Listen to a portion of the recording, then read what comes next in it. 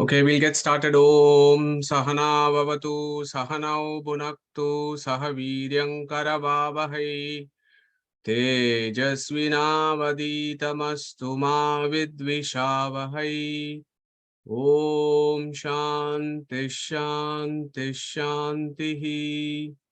Yo antaha pravishya mama vacha imam prashuptam sanjeevayati Akila Shakti Daraswadamna Anyamshta Hasta Charana Shravanatvagadin Pranan Namo Bhagavate Purushaya Tubhyam Lasatu Shri Padananda Tirtendurno Hrudambare Yadvachas Chandrika Swanta Santapam Vinikrantati Padavakya Pramanagnan Pranamya Shirasa Gurun Vyakarishye Yatabhotam Vishnu Tattva Vinirnayam.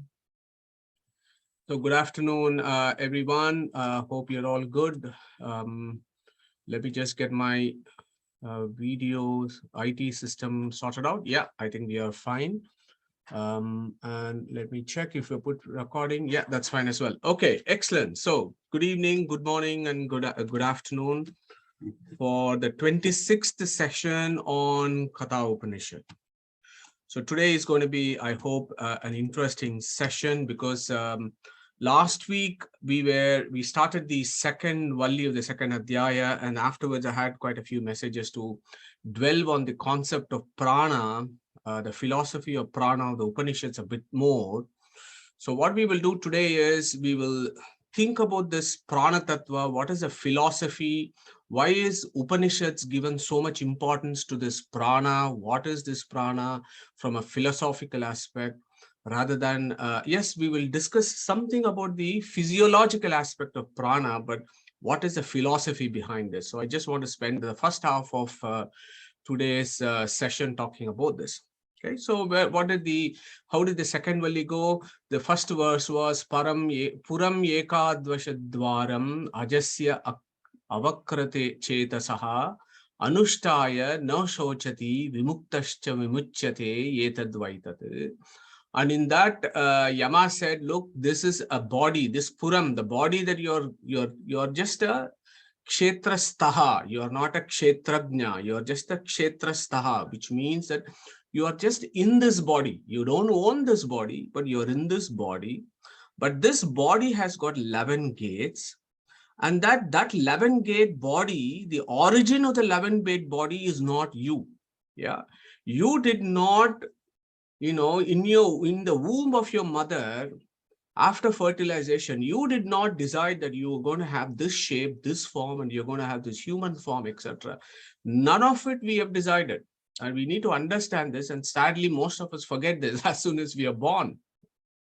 The fact is, we did not decide how this body was being formed. We did not decide when we are going to come out. We did not choose the body that we had. So Yama is asking us to ask that fundamental question of your own origin, mate. You don't own anything. But who is the person who brought you into this world, who has given you the sadhana sharira? Ajasya. That person, that unborn, is your origin. Who is that person? Avakrat chetasaha. So he who has this anusandana, which is what anushtaya means. Anusandana means having this concept always ingrained in your mind and approaching your life with this, that person na shochati, will not have any sorrow. And when he does not have any sorrow, it is as good as he is actually released. He almost becomes a jivan mukta. But the point there is, when Yama has said vimuktascha vimuchyate, we need to understand none of us are in this situation at this point. We are constantly clinging on to this body and we are clinging on to the ownership of everything. We are not in that stage. That stage of vimuktascha vimuchyate is a lot of hard work. We need to do a lot of sadhana to reach there. Yeah. So the sadhana essentially means that upasana of this ajasya avakra chetasaha. How do we do that upasana and then get ourselves elevated in that state where we become vimuktascha vimuchyate? Okay. So in the very next verse, Yama tells us what is the approach, how should you have this kind of philosophical approach to life, and he does this most amazing verses, 2 verses. Hamsa Suchishat, Vasu Antarikshasat, Hota Vedishat, Atitir Dronashat, Drishad, Varashad, Ritashad, Vyomashad, Abja, Goja, Ritaja, Adrija, Ritam Brihat. Okay, so these are the most important verses of the second Valli, called as the Hamsa Gayatri. Okay, so I hope this time my audio works, because I just want to play this, as this verse of Hamsa Gayatri also comes, as I told you last week, in Vamadeva Mandala, which is the 4th mandala of the Rig Veda, where the great Vedic Rishi Vamadeva has also seen this mantra. So let me play this for our benefit.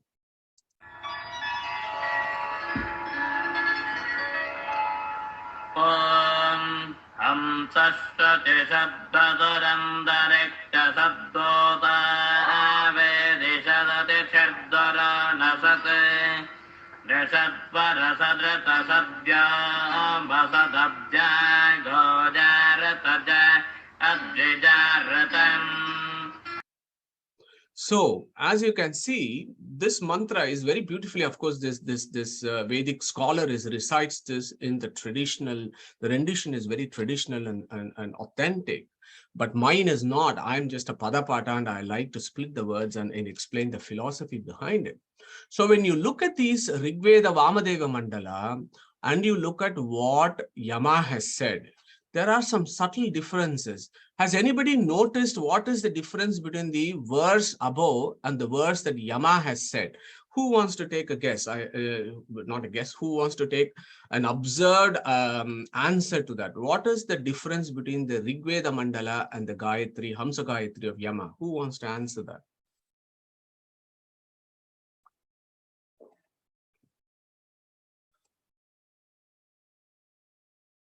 Okay, not to worry. If you haven't picked it up yet, this is an easy answer. So here, Pragnesh, go for it.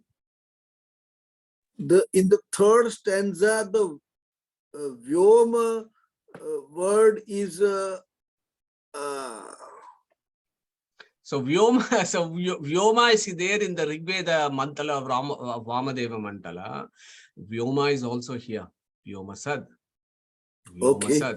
Yeah. So you're getting in the right direction, Pragnesh. Look at this last line. Rutaja Adrija Rutam. So Rigveda stops at Ritam, okay?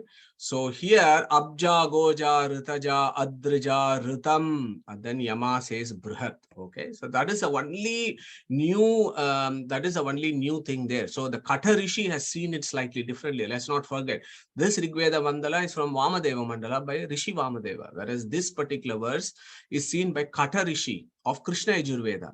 And he has seen an extra word there, Brihat. Rutam Brihat. So this Brihat is a new word that is not there in Rig Veda Mandala for those who are interested in these kind of aspects of Rig Veda, the study of the Rig Veda, which is amazing. So the first word, Hamsa Suchishad, we spent some time, but I think I was a little bit rushed to give you. Last week, it was more an introduction to this verse. Hamsa Suchishad, Hamsa Shuchisad. So what is this Hamsa Shuchisad? We had an introduction to it. So what I'll do today is I'll dwell with it a little bit more. So, sorry, yes. So Hamsa. So Hamsa, there are various meanings of Hamsa. This is a quick run through. Hamsa means the swan, which is white, and it's pure. It signifies purity. White is a symbol of Sattvikaness. The color of Sattvika is whiteness in Shastras. And this Hamsa, which is the supreme, is purely Sattvik in the sense that he is nirdushta. He has no dosha.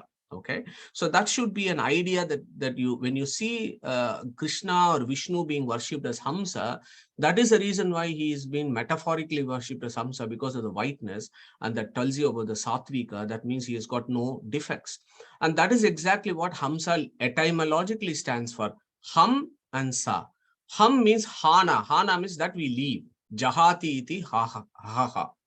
So this Supreme Brahman has left all doshas, in the sense he's never had any doshas ever. He never had any defects ever. So he does not have any defects.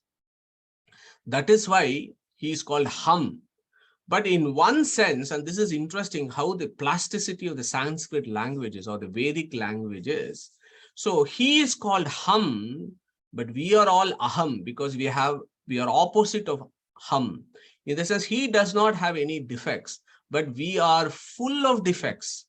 Okay, that is why we are called Aham and he is called Ham in one angle when you look at the Vedic word.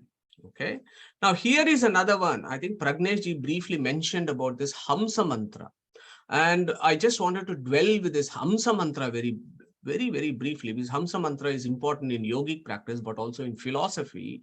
That Hamsa Mantra is completely etymological. Yeah, you have to break it open to understand what it is. So what is that Hamsa Mantra? Hamsa Soham Swaha, that is the mantra. So Hamsa, we are now trying to dwell with Hamsa. Now we are talking about Ham and Aham. So Ham, the next word is So Aham, Saha Aham. So this Supreme Brahman is Ham, but he is also Aham, says the Vedas. Why is he called Aham? Okay, Aham means Aheyatvat Aham Nama. That is the etymology of the word Aham in the Vedic language. Aheyatvat Aham Nama. Aheyatvat means that which cannot be discarded is called Aham. So our Antaryamin, who is inside us, can never be discarded. He is always there. Okay, so that is why he is called Aham. Saha. So that Hamsaha, Saha Aham. He is inside us as our Antaryamin, and he is undiscardable. So that is literally the meaning of Aham, which is actually a name of the Supreme. So in that Vedic language, Aham means the Supreme, yeah, in the higher sense. Okay. Then you have Swaha, Swa Aha, Swa, Swatantra, Haha. So in Vedic language, Aham is inside, Ahaha is outside. That which is inside you is called Aham, and that which is all pervasive outside is called Ahaha. So this Ham, who is undiscardable, he is also all pervasive everywhere, and it is an independent being. Okay, so that is one approach to Hamsa Mantra, Hamsaha Soham Swaha. So I hope you find it interesting as to how Ham can open up in various ways when you look at the philosophies. So when I say Aham Brahma Asmi, it opens up in an entirely different way. Okay. This Aham, which is the name of the Supreme, which indicates undiscardable, is Brahma because he is Brihanto hi Asmin Gunaha. Asmi, he always know, the Brahman always knows that he is an abode of infinite auspicious attributes and an all-pervasive being. Okay, so that is the Vedic interpretation of Aham Brahmasmi. Of course, there are other views on that. We're not going to delve into that. So coming back to this Hamsaha. So Saha is what? Saratvat Saha. So he is full of auspicious attributes. Hana, he does not have any defects. And Makara puts emphasis on that. So that is why the word Hamsa is basically the name of the Supreme. It is the name of the Supreme, and that is why last week we saw Hamsa Gita, for example, Hamsa Avatara of Narayana. So they are all the names of the Supreme. And again, the Samanvaya is very clear. It is all telling the same thing here. Okay. So next is the word that is very, very important, Shuchi. Okay. Shuchi essentially means pure. Shuchi means white. Shuchi also means pure. So look at this. Here Hamsa is white, pure. And Shuchi also means white. Shuchi also means pure. So Yama is saying that pure is inside this pure. Sad. Sad means Siddhati. So if you remember Mahaganapati mantra of Rig Veda, Asida Sadhanam, when you say that Mahaganapati mantra, it says Asida sadhana means come inside us. Sida means dwelling. Yeah. So the mantra basically says that this pure being, this pure Brahman is inside this pure being called Shuchi. And that Shuchi we understood is prana. Okay, so now I'm going to expand this idea a bit further. Why is that Shuchi prana? We also understood that Hamsa, where Ham is inspiration and Saha is expiration. And we asked the question, how this is regulations and all happening, and we eventually go to the Brahman. Okay, so that Hamsaha indirectly denotes this inspiration and expiration, which is a very superficial, very, very surface meaning of prana, which is respiration and so on. Okay, so prana is considered as Shuchi or pure being. So Yama here says that the supreme being is inside this pure being who's called prana. So I'm going to break there for a minute and ask a question. What is the etymology of prana? If anybody wants to take this, please. What do we understand by prana? Who wants to answer that question? I just want to bring the video on and I'm struggling. Can anybody advise me how do I put the video on so that I can see you all?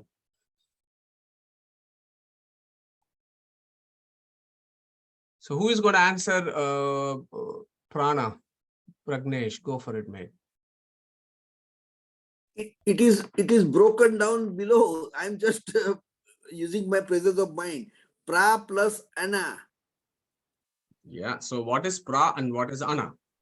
So pra, you have already shown at the bottom. Yeah, go for it. Para and anacheshyam.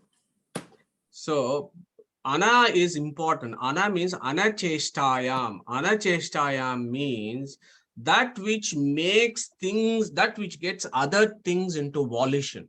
Okay, so that is very important. Ana means anacheshtayam, that which gives volition to things.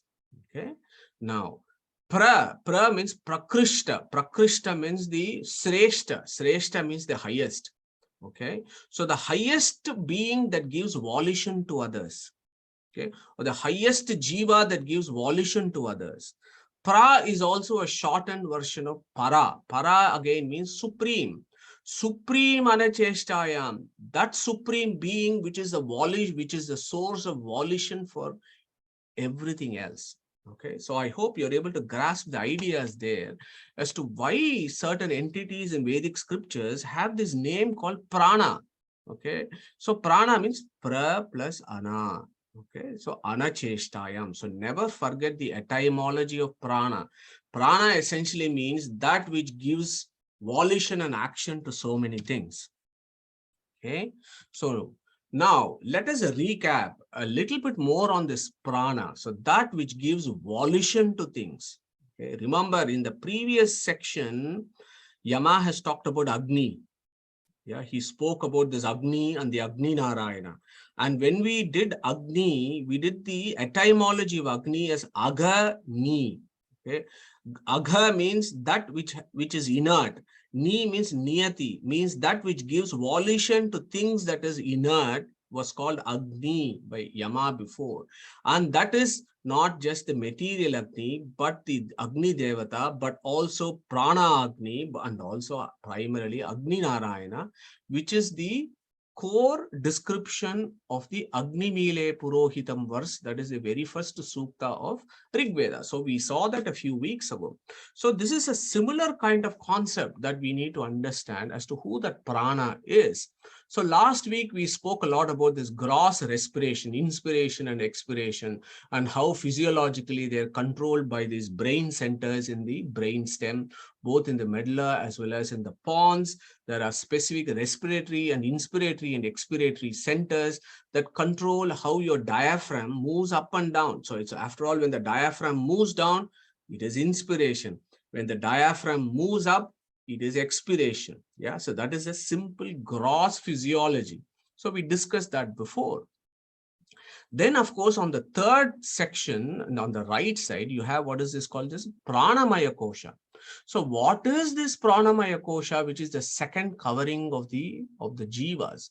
Jivas have 5 coverings, as you know, and the first one is annamaya, the second one is the pranamaya, third one is manonmaya, fourth one is vijnanamaya, and then you have the anandamaya. The 5 koshas, of which the second one is pranamaya. So how do you link this gross respiration to the pranamaya kosha? So this is our Vedic Rishi's view, which is it is quite incredible as to how they can think these things. Okay, so now we know how is that metabolic respiration happens in all living organisms on Earth. Okay, not just you and me. And the bacteria have a similar kind of mechanisms. So they are all doing this related process called the oxidative phosphorylation. This is the fundamental biochemical prana that is going on in our body. Yeah, where what we are doing is, when we inspire, the oxygen goes into your body, and the oxygen goes into the lungs, from there into the blood vessels, and then the heart. What is the heart doing? It is pumping all this blood which has got hemoglobin, which has got oxygen in. And this hemoglobin, when it reaches all the cells, the oxygen gets transferred into the cells. And once it goes inside the cells, your cells have what is called the cytoplasm and the nucleus. And within the cytoplasm, you have something called the mitochondria. Okay, so the oxygen actually gets into the mitochondria. That is where the proper respiration is happening. This proper respiration is called oxidative phosphorylation, where this oxygen that you have inspired has gone into the mitochondria, and it goes through a series of biochemical reaction, where ultimately what happens is there is this molecule called the ADP, which gets converted to ATP. So this energy that is produced in this process is captured by this molecule called ADP, which gets converted into ATP. That is the pocket of energy, the currency of energy, if you like, the medical prana, if you like. That is the pocket of energy that we have.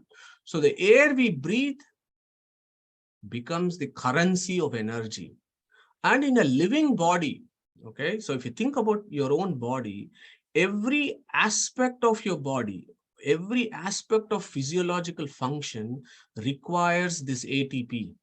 If the ATP is not there, all of your biochemical processes shut down and your cells will cease functioning. So this currency of energy is very, very important.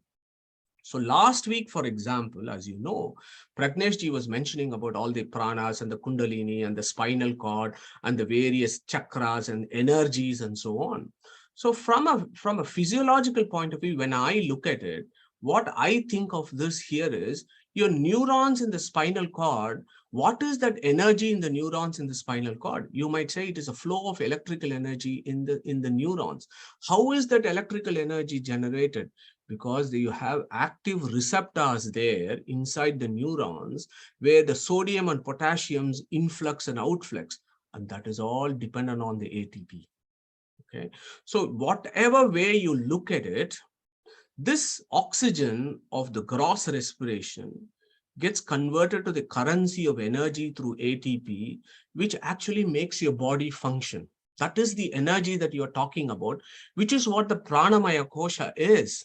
Because the presence of pranamaya kosha, what are the surrogate markers of this? Is the respiration. When a body is having inspiration and expiration, you know that this body is alive.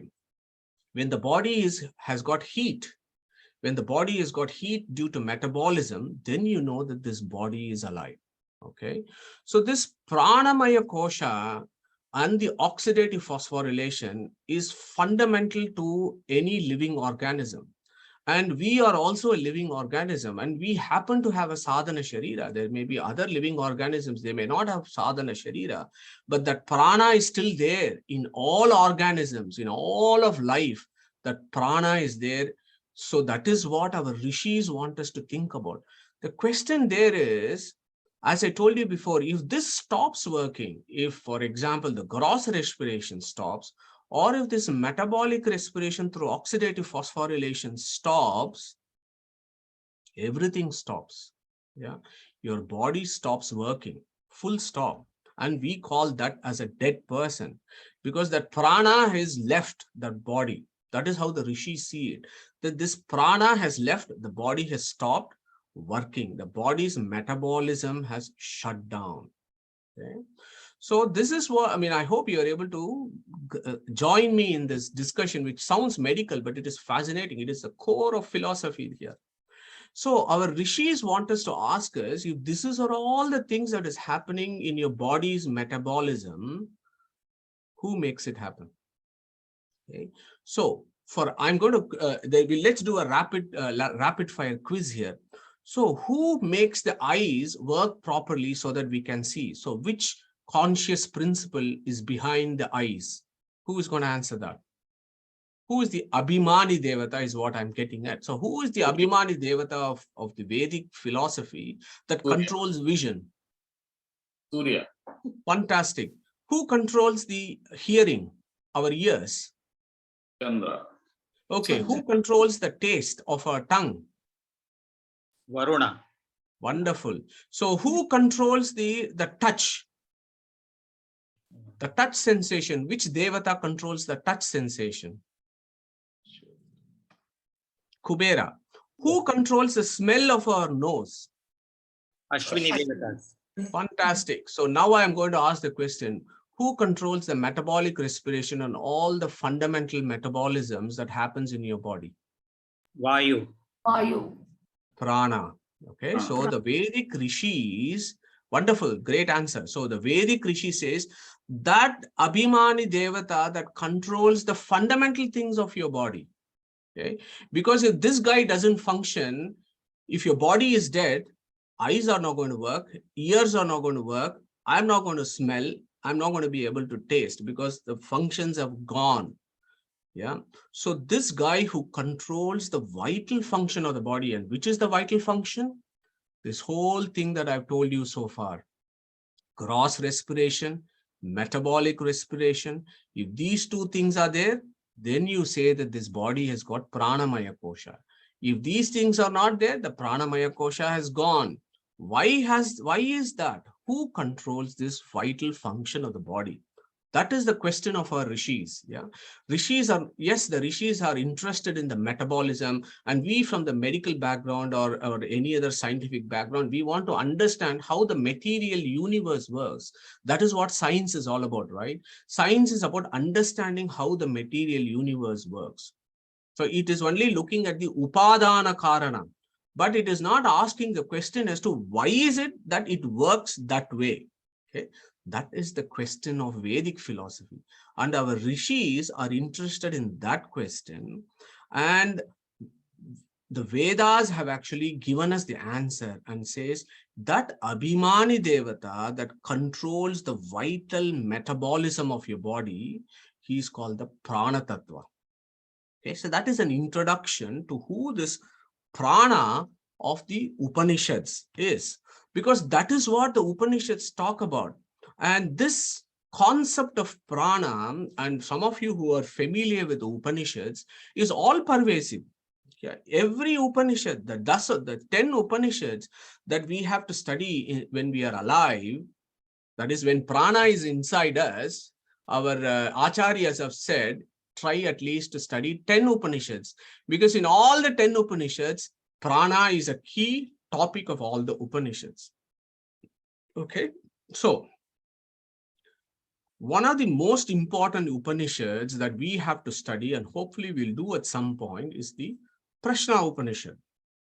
Yeah, so who is going to tell us which part of the Vedas is Prashna Upanishad?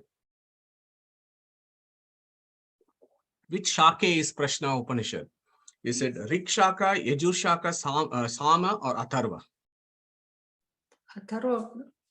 Excellent, Neetaji. Thank you. Well done. Atharva Shaka. What other Upanishads are there in the Atharva Shaka? Mundaka Upanishad, Mandukya Upanishad. Both. Wonderful. So Mandukya Upanishad, Mundaka Upanishad, Prashna Upanishad. These are the three that we have to study. If you are even motivated, you can do other Upanishads, but just at least get these three. And the Prashna Upanishad, the key topic of Prashna Upanishad is prana. Yeah, prana is the key topic of Prashna Upanishad. So go and do some Google search and read some basics about prana of Prashna Upanishad. So I just want to spend some 10-15 minutes. It might sound a little bit that we are digressing from the topic, but actually it's very relevant as to why Yama has said Hamsa Shuchishat. So that particular word is profound philosophy. Unless we understand the concept of prana, we will not be appreciate how important it is for our own well-being and for our own progress. So how does the Prashna Upanishad start off? This is the first mantra of Prashna Upanishad. So there is this great Rishi called Pippalada Rishi. Okay, to meet Pippalada Rishi, 6 students from all parts of India, they go to meet this Pippalada Rishi. Who are these 6 rishis? Kabanda Katyayanaha, Bhargavo Vaidarbhihi, Kaushalyascha Ashwalayanaha, Sauryayini cha Gargyaha, Shaibhyascha Satyakamaha, Sukeshu cha Bharadvajaha. Okay, so these are all the 6 students who go to Pippalada. These are also rishis, yeah, and they go to this Rishi, Pippalada Rishi, who is one of the greatest rishis. Again, there are so many great rishis of the Upanishads.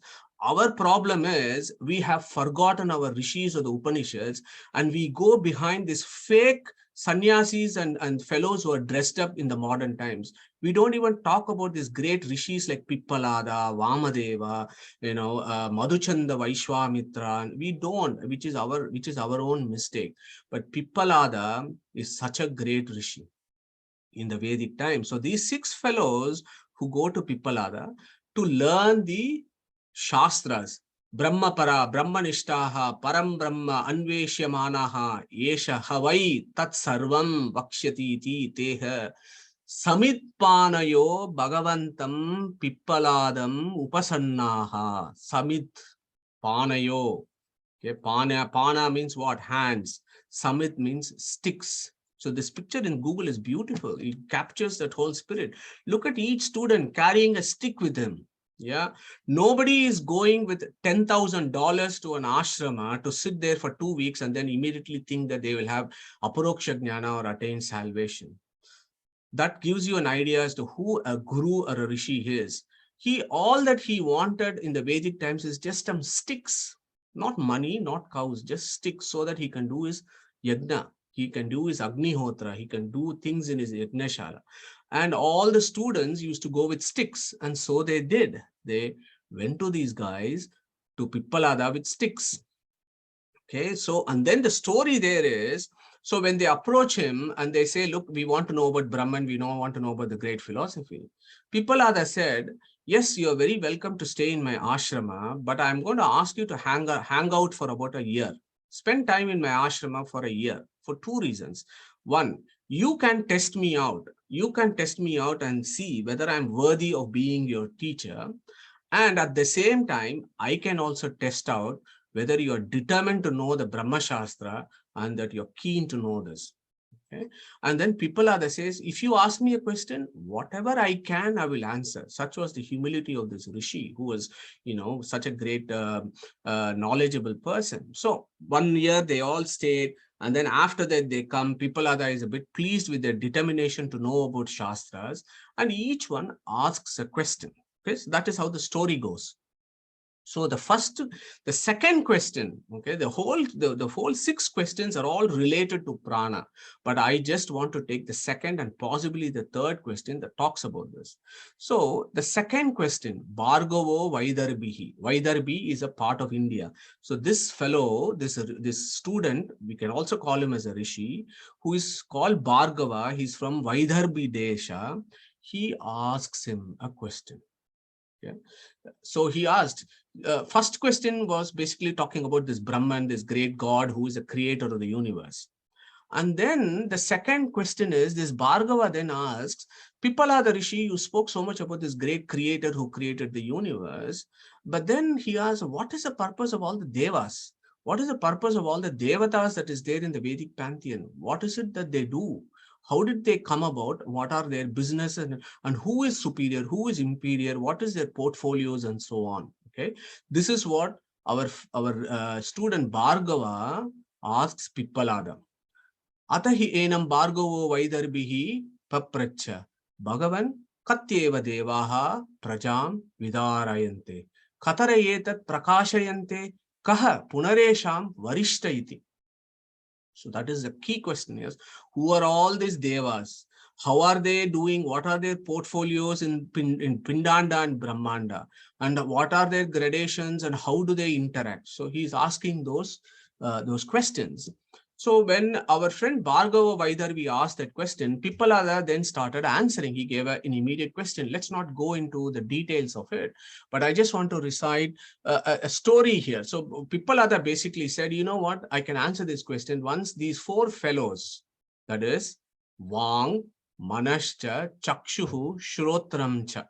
So these four fellows, they had an argument or they had a discussion. So when we talk about Vang, Manas, Chakshush and Shrotram, we should immediately think about Abhimani Devatas, right? And we have discussed this on various forums, because a Vak per se cannot talk to the eyes. The eyes cannot talk to the mind. The mind cannot talk to the hearing. If you think about in a very Jada aspect, that doesn't make sense. So immediately you should go to the Abhimani Devatas. That is what is important. So he talks about this Banam. Okay. So Vang, Manashcha, Chakshuhu, Shrotram che te prakashayad abhivadanti Vayam etad banam. Banam means this body. Banam, this banam. Banam means the body. Okay. So nirvanam, banam becomes vanam. And when it becomes nirvanam, what that means is you shed this body and you never acquire a body. That is what is called nirvana or moksha. So the nirvana comes from bana. Okay, that's just it's a side information, but you find it interesting, I hope. So here, Rudra, Agni, Chandra and Surya are having a discussion and saying, okay, who is superior among four of us? Who is important? What is going to happen? And if I am not there in this body, what will happen? So this is the conversation that they are having. And Pippalada uses this conversation to elicit a bigger philosophy.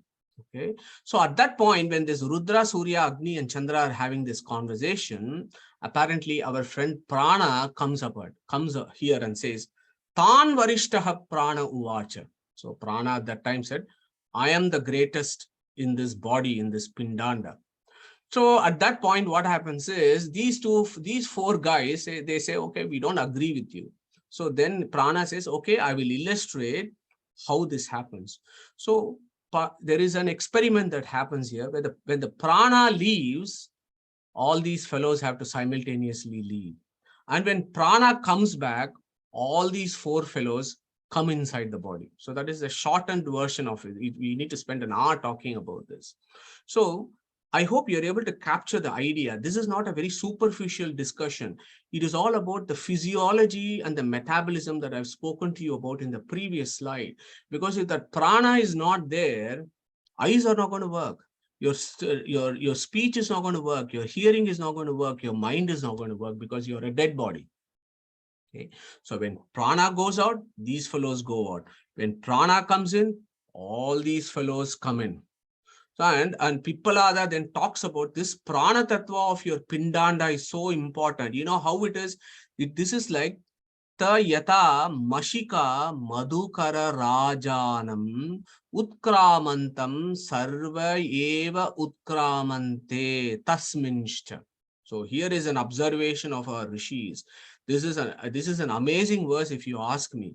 This is looking at the natural world and picking up an example from the natural world and then giving an idea as to how this prana tattva is in this body.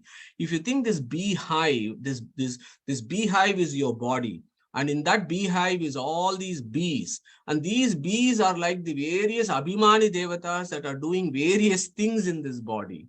And then there is one Madhukara Raja. Look at the observation. We might call this as a queen bee, but the rishis called this as Madhukara Raja, which means the head of the honeybee colony. When the head of the honeybee colony leaves the beehive, all other bees leave. And when the head of the honeybee colony goes into another beehive, all other bees go in. That is the example that the Rishi gives to make Bhargava Vaidarbhihi understand that how important it is for the metabolism of the body to happen, for all others to work. And that is how he establishes how this Prana Tattva, or the Abhimani Devata of Prana, becomes very important for the physiological function of this body. Then, of course, what happens, the story there, of course, we'll do that. The Devatas then recite 9 amazing mantras praising this Prana Tattva. These guys recite, there's a very, very beautiful 9 mantras that come in Prashna Upanishad. That is for your homework, and hopefully at some point we will deal with this. So the same idea, the Pippala, the Rishi, then he says, you know, this Prana Tattva is how I told you is the honey bee stuff. Look at a chariot, and we are very familiar with the chariot because our Guru Yama has always said that this body is like a chariot and you're riding this body as a passenger. And here, the Pippala, the Rishi, is using a similar kind of analogy, another analogy to tell us about the greatness of this Prana Tattva. Ara iva ratanabhav. So he says, take this chariot, you know, this ara, the spokes. The ara means spokes of a wheel. And then naba means the middle where all these spokes are connected. Okay. In fact, look at naba and the nave in English. They're very similar. The names given to the chariot in English and Sanskrit. This acts, the center bit is called naba. The spokes are called ara. If you think that these devatas are all spokes, they are all controlled by this naba. And if naba comes out, the whole chariot is going to fall down. And that is how this body is. And that is how this higher principle that regulates the gross respiration, oxidative phosphorylation, that forms the pranamaya kosha, that is the greatness of this being. If he leaves, everything else falls. Okay. So if prana leaves, metabolism stops, no energy in the body, material body collapses. So as I said, once the devatas are thinking about this and they understand this prana tattva is so big, and that is how they sequences in the Prashna Upanishad to tell us a philosophy. So devatas, as I said, they recite 9 mantras in praise of the prana tattva. And in one of the mantras, it finish off, this is a beautiful mantra. So he says, Vratyastvam prano eka rishi ta vishwasya satpatihi vayam adyasya dataraha pitatvam matarishwanaha. Okay, so Prashna Upanishad, the devatas do these mantras. He is our matarishwa, he is our matarishwanaha, and they praise this prana tattva. So when I was doing this slide, I remembered that Sureshji used always, when he was doing his Gita Chintana, Sureshji always finishes off his presentation with this very, very beautiful verse from Vayu Stuti, Vayu or the Prana Tattva, where there is the celebration of that divine being that controls the metabolism and all the energy that is produced is because of that being. Okay. So that Vayu Stuti verse, I just thought that Sureshji will have to come in and then recite and give us a 2 to 3 minutes tour of what that verse actually means. Sureshji, over to you. Thanks, Madhuji.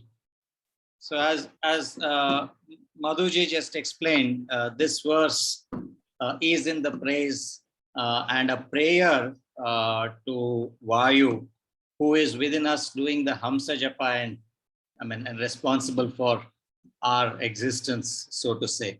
So the verse goes, Matar me, Matarishwan, Pitaha, Atula Guru, Dhatra Ishta Apta Bandho, Swamin, Sarvantaratman, Najara Jara Ita Janma Mrityu Mayanam, Govinde, Dehi Bhaktim, Bhavaticha Bhagavan, Urjitam, Nirnimittam, Nirvyajyam, Nishchalam, Sad Guna Gana Brahatim, Shashwatim, Ashudeva.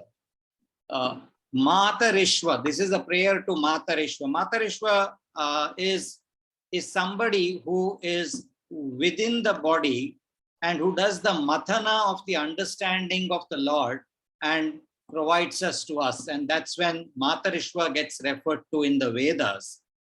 Mata also means Akasha. So Matarishwa is somebody who is ever moving in the Akasha, and that is the Vayu or the Prana Tattva. Mata also means a sound, Vedavani. So Matarishwan means somebody who is ever contemplating in the Vedas and the one who has the full grasp of what the Vedas has to say.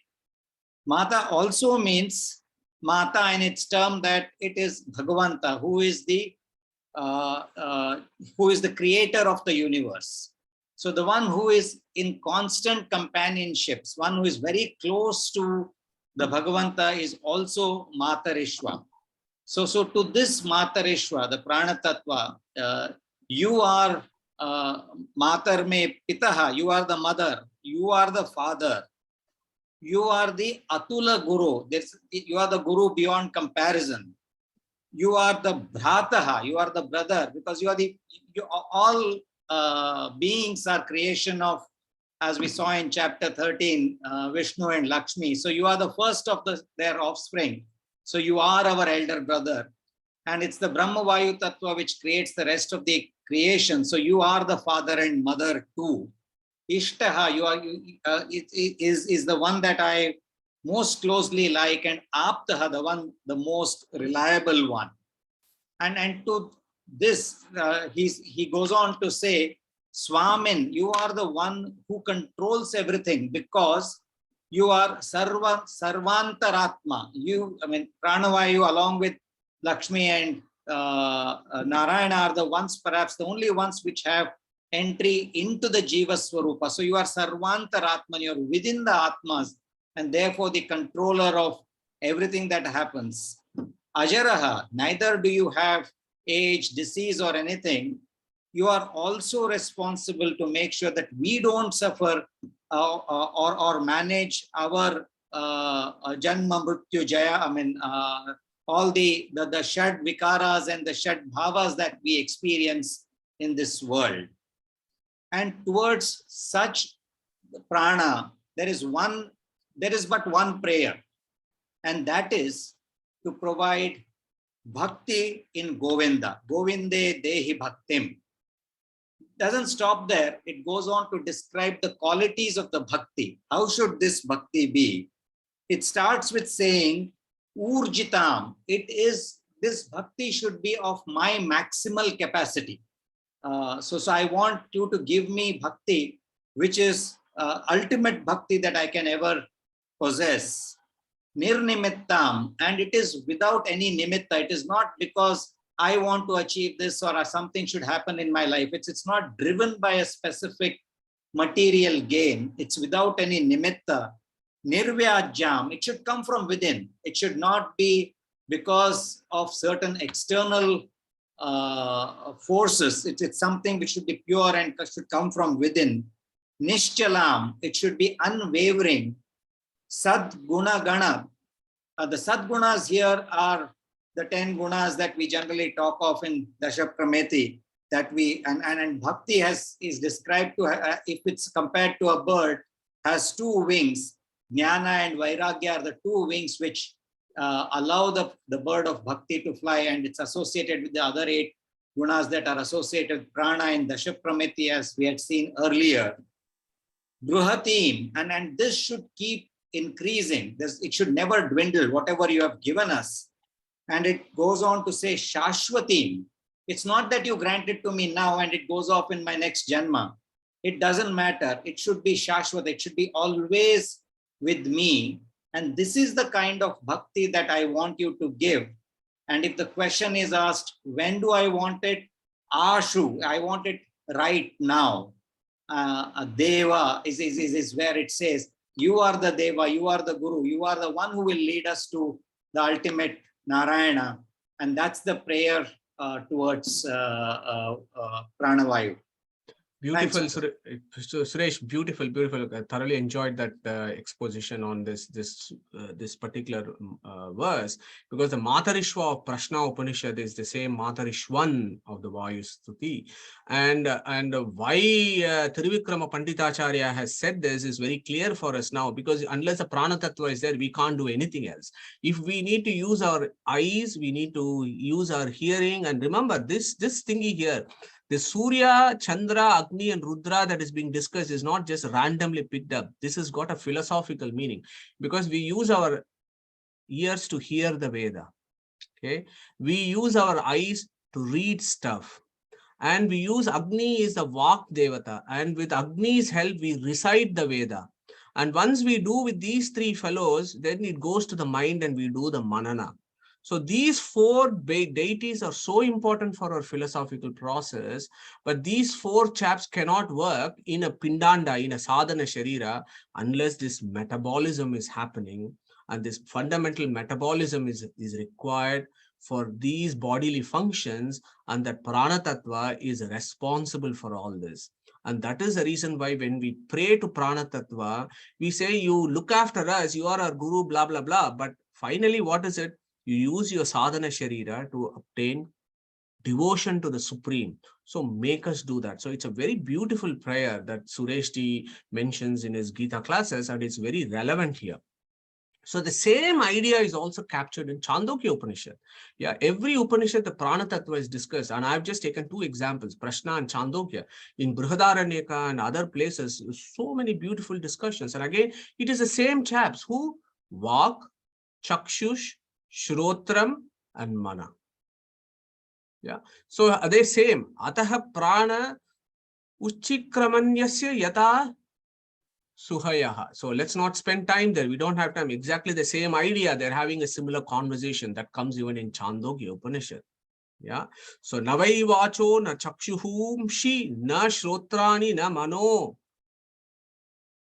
Prana iti eva achakshate prano hi eva etani sarvani bhavanti. So prana goes, they go. Prana comes, they comes. And in fact, in Chandogya Upanishad, this prana is now linked to another chariot. So we have done so many chariot metaphor, right? So here is another chariot metaphor in Chandogya Upanishad. Evam eva ayam asmin sharire prano yuktaha. Okay. This prana is like the horse that drives this chariot called the body. Why? Because he is responsible for all the fundamental metabolism. So he is the real horse that carries this body. Okay. So that is another beautiful idea in Chandogya Upanishad. So now the question is, who is controlling this prana? Prana is also a jiva, right? He's not like us, but he is a jiva. He is a subatomic, but he has such power that he can control so many things according to the Vedic philosophy. Now the question is, who is controlling this prana? So our third person, the prana of the Prashna Upanishad, the third question, Kaushalyascha Ashwalayanaha, he asks the same question. Look at the beauty of this. I just want you to appreciate the depth of philosophy that is being discussed here. I told you about oxidative phosphorylation, and then I asked, and I also reminded you, we should just not stop where oxidative phosphorylation stops. We need to go one step above and says, why is the oxidative phosphorylation happening this way? Why is the ATP molecules being produced that is so important for the metabolism of this body? Who made it happen like this? Why is it happening like this? So when our second student asked that question, the third student goes another step, and he asks, Atahi enam kaushalyascha ashwalayanaha paprashcha. Bhagavan, kuta esha prano jayate? How was prana created? Katam ayatana ayatyasmin shariraha atmanam va pravibhajya katam pratishtate kena utkramate katam bahyam abidatte katam adhyatam iti. So he says, okay, this body is dead, body is living, prana is coming, prana is going, you're saying all this, but I still have an even bigger question. Who created this prana? How did he get into this body, and why he takes 5 forms?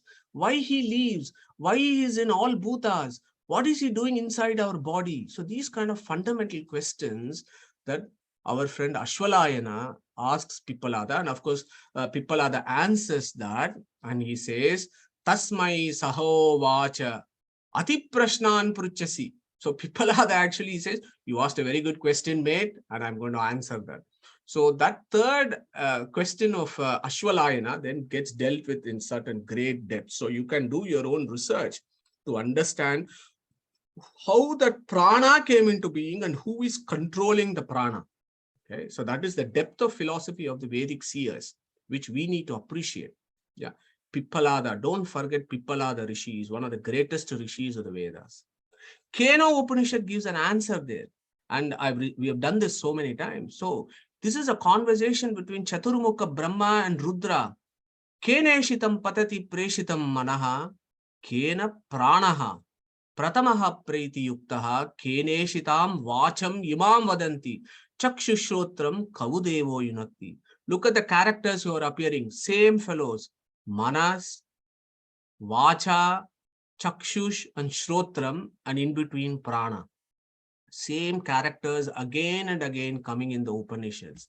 And what does Chaturmukha Brahma, he answers this to Rudra. Basically, Rudra poses this question, Chaturmukha answers him as what? Shrotrasya shrotram, manaso mano, yed vachaha vacham, savu pranasya pranaha. He says, you know, inside that prana, there is another prana. That is called pranasya pranaha, who is the supreme being. It is that supreme being who is in the prana tattva that is actually controlling and allowing this prana tattva to do something. And what is the portfolio of this prana tattva? It is to look after the metabolism of our body so that our body actually functions. Only when our body functions, we can use our instruments of knowledge. And only when we are able to use our instruments of knowledge properly, we are able to do sadhana and go towards Govinda and attain his devotion. So that is why the Trivikrama Panditacharya asks this prana to bless him so that he can use his faculties to reach Govinda in the right direction. Okay, so I hope you are able to appreciate that this whole discussion about prana of Prashna Upanishad, Chandogya Upanishad, actually cuts to the crux of the Vedic philosophy of being alive. What is it of being alive actually means? And who controls this? Should we not be grateful to that person who is actually making all these things function in our body? This is an example of greatness of Vedic philosophy. Vedas always get to the fundamental problem. It is only our mistake if we don't go dive deep into it. Yeah, if we skim the surface, we will never get the philosophy. We have to go dive into it because it always goes to the fundamental problem. Yeah, it is us who need to make the effort to understand the depth of the philosophy. In fact, Vishnu Sahasranama has just given one beautiful verse of Vishnu.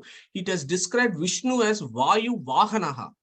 Is the name of Vishnu in Vishnu Sahasranama and the 91st verse. Check this out. So as Sureshji mentioned, this Vayu Tattva always is hanging out. He's actually hanging around with Vishnu all the time, or the other way around. Vishnu always hangs around with Vayu and ensures that all these things in Brahmanda and Pindanda is all happening. Okay, so maybe we'll have maybe I'll do another verse and stop today. So to summarize, we spoke about prana in Prashna Upanishad, where a metaphor of Aranabhav has been given. And then Madhukara Raja example has been given, and that he is the horse that carries this body. Okay, and Sureshji very briefly mentioned that this prana tattva actually is also in the jiva itself and making the jiva function. And that exactly is the Shodasha Kala Purushaha, the concept that we have discussed on so many occasions, which is not surprisingly the sixth question of the Prashna Upanishad. What is the Shodasha Kala Purushaha? The sixth question is one of the most important questions of philosophy. And then it said, Shraddam kam vayur jyoti rapaha prithivim indriyam manaha annam annad viryam tapo mantraha karma lokashta lokeshu cha namacha is the answer given by Pippalada. So those 16 tattvas, jiva is the 16th entity. There are 15 fences. there are these conscious principles that regulate these 15 fences. And the 16th principle, Pippalada says, is the Prana Tattva. And then the 17th we know is Sri Tattva or Lakshmi, and Yama actually talks about this as Vyoma Shatu, and we will see that next week, that Lakshmi is celebrated as Vyoma Shatu by Yama. And then of course, our Keno Upanishad has said that this Vishnu, or the 18th entity, is the Pranasya Pranaha. So again, that our journey towards number 18 requires this very, very important character of Vedic philosophy called Prana, who is the 16th entity. And when we make our philosophical progress, Prana hands us over to Lakshmi, and the Lakshmi hands us over to Vishnu, and that is how we go to Moksha Sthiti. So that is the conclusion of the Vedic philosophy there. To make the journey is a huge amount of effort. So this is the summary slide for this verse, and this is the beauty of Yama's Kataka Upanishad, that we just cannot do justice by just skimming the surface. We have to understand the spirit in which Yama is actually talking about this. So he has said Hamsa Suchi Sat. So we have understood that this Purushottama or Vishnu or Narayana or Krishna or whatever else you want to call him, he is called Hamsa. Okay. This Prana Tattva is called Shuchi. This Hamsa is also called Pranasya Pranaha, or you can also call him as Prana. Because this Prana is in this Suchi, this character is also called Prana. And he is also called Suchi. And in the Yoga Shastras, he also gets the name Hamsa. And for some schools of Vedanta, this Devata is the highest among Jivas, because if Prana Tattva is not there, the body stops functioning and nothing else can work. So he's got such an important position in the Pindanda. So he is considered as highest among Jivas in certain schools of Vedanta. So when I say Hamsa Suchi Sad, what it means is this Prana is the Antaryamin of this Prana. So Prana's Antaryamin is Hamsa, which is a very important upasana for us, because this is one of the most important, if you think deity worship is important, this is an important type of deity worship, that we worship the highest among Jivas, who will eventually help us reach the highest, the being of the Vedas. So when I say Hamsa Suchi Sat, now we need to relax a little bit and extend the philosophy a bit further. What Yama has said is, he has taken the highest Jiva as an example, an exemplar example, and he said, you know how you have to do the Upasana? You have to do Upasana as this Paramatma in the highest of the Jivas. So if the Paramatma is in the highest of the Jivas, then by implication it means that this Paramatma is on all the Jivas. He is in all living beings. This Paramatma is there. This Paramatma is there in all the beings who are carrying the sadhana sharira as human beings. It is there in all the living things of the universe, including this earth. So when you take that approach, how can we be intolerant to others? Can we be racist? Can we be casteist? Can we look down upon another person? So these are all the things that we need to think about. Yeah. So that will, once you start this kind of contemplation, it should bring a radical change with regards to how we approach our lives, and we become very tolerant individuals, and that we see this Paramatma in everybody and we respect everybody. And that is why we do namaskara, right? When I say namaste with folded hands, I am not saying namaste to this body. No, I am saying namaste to this Antaryamin who is there in this jiva. That is the core philosophy, yeah, and that is what Yama is telling us. When you do Hamsa Suchi Sat, that should be your approach, yeah. So this particular word Hamsa Suchi Sat directly takes us to the next verse, and I just want to cover that and we close today's session. So this Prana, and as Sureshji said, he is also called Matarishwa. Matra is what? It's a Tanmatra, Akasha. Shabda becomes Akasha. So they're all related words. So this guy, then the relation, you have to relate to it. So where is this Vayu, who is, Prana is also called Vayu, and in a very superficial tense, that means air. Where is this air? Where is in Antariksha? So immediately Yama says, Vasu Antariksha Sat. Okay, so we'll close our today's session with this. So then he says this Vasu, which is the supreme, is also in the Antariksha Sat. I've told you about Chetanas in the previous verse, Nachiketa. I've said in the previous verse, he is in all the Chetanas. Now look, the same supreme being is also in all the Achetanas. And for an example of Achetana that Yama takes is Akasha.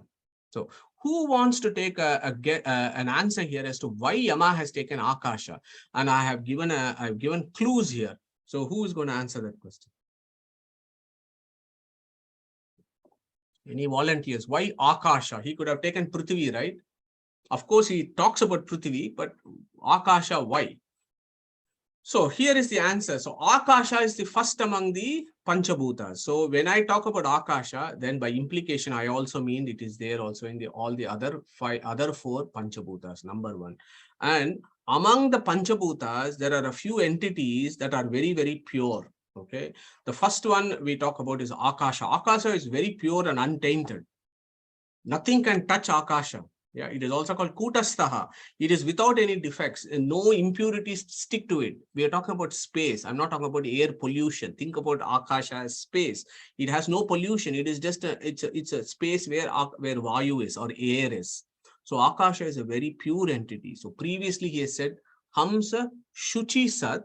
Now he says Vasu Antariksha Sat. This Akasha is very pure. And this Vasunamaka Paramatma is inside the Akasha. So it is just a name for contemplation. Okay. Vasu, what does Vasu means? Etymological. Yeah. So Va plus Su. Va means Vara. Vara means Para. Para means highest. Su is a shortened version of Sukha, which means Ananda. So that being which has got the highest Ananda is called Vasu. Okay. So when I say Vasudeva or Krishna's name and so on, please remember Krishna's name is not because his dad's name is Vasudeva. Krishna's name is totally etymological, and this is how you look at it, Vasu. Yeah. And previously what he has said in Hamsa, he said this being is Nirdosha and he is Gunapurna. Ha and Saha. And now he says he is Anandamaya. When I say Vasu, all I mean is Nirdosha Gunapurna Anandamaya entity. That entity is called Brahman. In fact, Veda Vyasa, his very first Samanvaya Sutra of the first Adhyaya goes as Anandamayo Abhyasat. This Brahman is always celebrated as Anandamaya. And the reference there is to the Taittiriya Upanishad, where Anandamaya comes again and again, and implying that the Anandamaya is Brahman. Okay? And that Brahman is also called Vasu. And that Vasu Sidati where? Dwells where? Antarikshaha. Okay. Antariksha means what? Space or Akasha, which is the subtlest of all the five bhutas. And as I told you, it is the first in the Akasha. Tasmad Atmanaha Akashaha Sambhutaha. We know that from Taittiriya Upanishad. So this Antariksha is also called Vasu because Vasu means it gives space for everything to exist. Vasanti atra iti Vasuhu. And this Antariksha is called Vasu because this Vasunamaka Paramatma has pervaded it everywhere. Therefore, it is also called Vasu. Is how the philosophy progresses. Okay. So the essence of the first two words, believe me, as I told you, there are 18 words here in this two Gayatri mantras of Hamsa Gayatri. We have done one and now we have done the second couplet we have done. So in this, what has Yama reminded us? He has told us that this supreme being is inside Chetanas and he is also inside Achetanas. Therefore, he is called Sarvam. Okay. When I say God is everything or God is in everything, the answer is God is in everything. God is not everything. He controls a lot of things, but he is in everything is the right approach, at least from Yama's description of Hamsa Suchisat, Vasu Antarikshasat, Hota Vedishad, Atitir Dronashad, Rushad, Varashad, Ruchasad, Vyomashad, Abja, Goja, Rutaja, Adrija, Rutam Brihat. When he says that, he's categorically making every time he said Shad, Shad, Shad. Shad means Sidati, he is indweller, he is indweller. And when Yama is stressing it so many times, we know that that is an important concept. What is that? God is in everything. So if any person on the street asks us, what is the definition of God according to Sanatana Dharma? This is the fundamental definition. The fundamental definition is, we practitioners of Sanatana Dharma believe the supreme being who is all pervasive in all of existence. He is a supreme conscious principle who is an abode of infinite auspicious attributes and without defects. That would be the definition. And the shortened version of that is called Sarvam. And that is why when we did Mundaka Upanishad, Mandukya Upanishad, you might remember, Om iti etadaksharam idang sarvam. First line, that's a name of God, Sarvam. Vishnu Sahasranama, Sarvaha is a name of Vishnu. So perhaps we should close today's session with the Gita verse 1140. So I would want one of you to recite this to close today's session, please. So who wants to take that up? 1140. That gives a definition of what Sarvaha means. Madhuji. Yeah, go for it, Nikaji. Yeah. Namah purastadatha prishtataste namostu te sarvata eva sarva ananta viryamita vikramastvam sarvam samapnoshi tathosi sarvaha. Beautiful. Thank you, Nitaji. So never forget this verse 1140, that actually gives a definition. Krishna is telling, you know why I am called Sarvaha? Sarvam sam apnoshi tato asi sarvaha. I am the indweller, pervader of everything in existence. I am in everything. Sarvam sam apnoshi. Okay.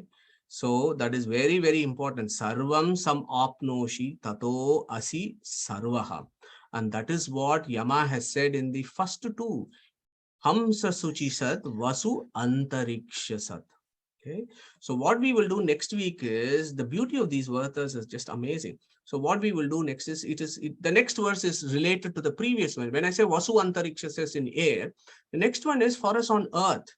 How should this person be contemplated on earth? So immediately he says, Hota vedishat atitir duronashat. So this is interesting. So we will deal with it next week. There are a lot of ideas about how Vedic sacrifices is done. What is this Durona? What is Soma of the Vedas? What is this Soma, the Soma that is given to sacrifice? And all those things we'll deal with, and hopefully you'll join us next week. So on that note, I want to close today's session by saying Krishna Pranamastu, and we'll take any Q&As if you have any questions, please. Thank you.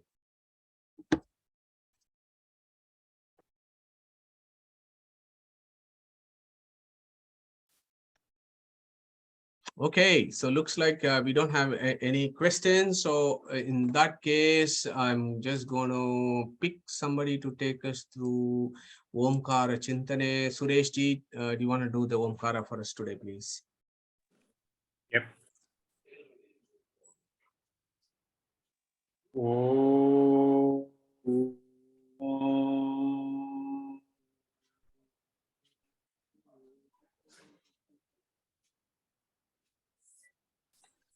Wonderful. Thank you, everyone. Join us next week for a whole-scale discussion of Vedic sacrifice and the Soma. Yeah, so we will discuss that next week. Hare Krishna. Take care, everyone. See you next week. Bye now. Shri Guru Bhyo Namaha. Shri Guru Bhyo Namaha. Thank you.